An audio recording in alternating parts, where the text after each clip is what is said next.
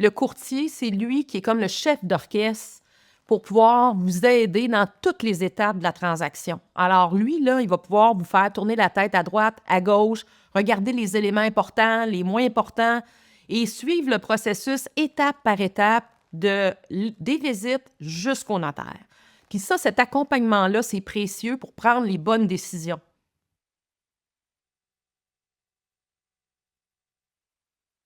Souvent, on se pose la question comment on fait pour trouver le bon courtier. Je vous dirais que c'est le même principe qu'engager quelqu'un dans une entreprise. On passe des entrevues, c'est la même chose.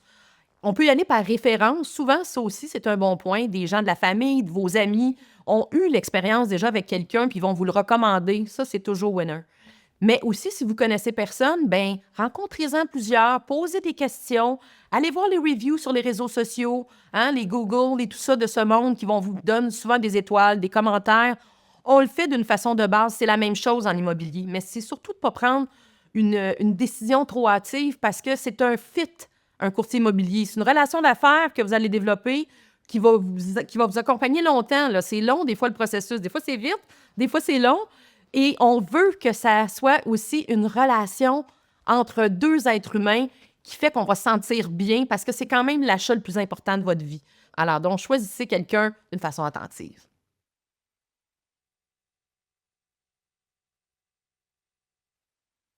Bien, le courtier va premièrement, la chose la plus importante, c'est d'évaluer vos besoins. Qu'est-ce que vous voulez? À quel endroit vous voulez aller acheter? Dans quel secteur? Qu'est-ce que vous avez besoin alentour? Les services, etc. Parce que ça, c'est le point le plus important parce qu'on ne veut surtout pas regretter.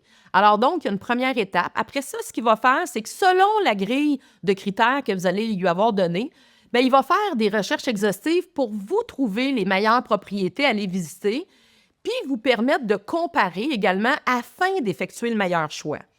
Une fois que vous allez avoir trouvé la propriété de vos rêves, ben là, ça va être rendu à l'étape du pendant, la promesse d'achat, où là, le courtier va, avec vous, remplir tous les formulaires, s'assurer que tout est bien complété. Il va également prendre les rendez-vous pour aller négocier pour vous, soit rencontrer le vendeur, ou si c'est une maison inscrite par un autre courtier, ben, il va aller le rencontrer, présenter l'offre, vanter votre promesse d'achat et s'assurer que vous payez le meilleur prix aux meilleures conditions possibles et que vous ayez fait le bon choix. Fait que ça, c'était le pendant.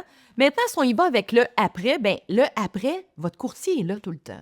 Alors, si quand vous allez arriver dans la propriété, il manque quelque chose, il y a quelque chose qui n'avait pas été clair, vous avez des interrogations, bien, après le processus, on a passé chez le notaire, mais après, il est encore là parce que c'est une relation aussi d'affaires que vous avez avec votre courtier.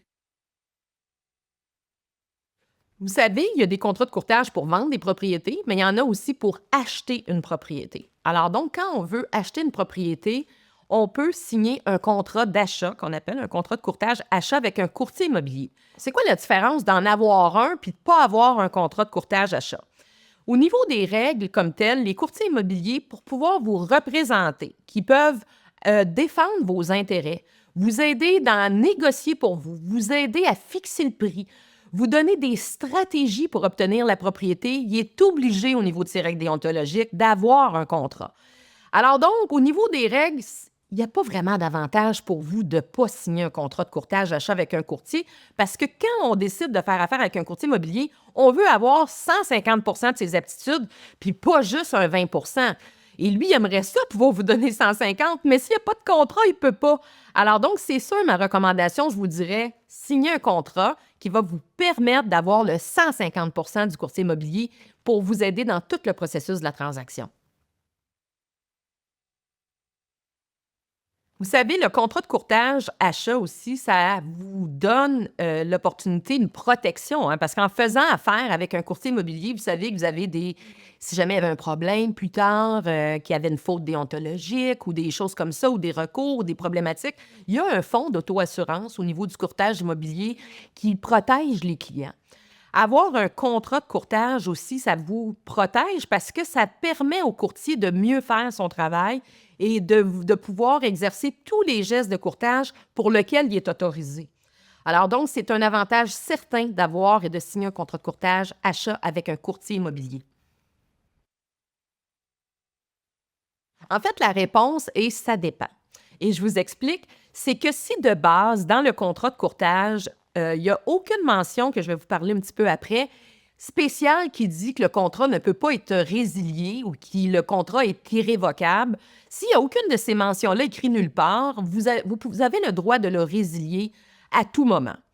Si par contre, comme je vous disais, il y a une raison, si c'est indiqué dans votre contrat de courtage parce que vous avez décidé conjointement, vous et le courtier immobilier, de mettre une mention que le contrat est irrévocable, par exemple, là, à ce moment-là, ça prend l'accord des deux parties pour pouvoir y mettre fin.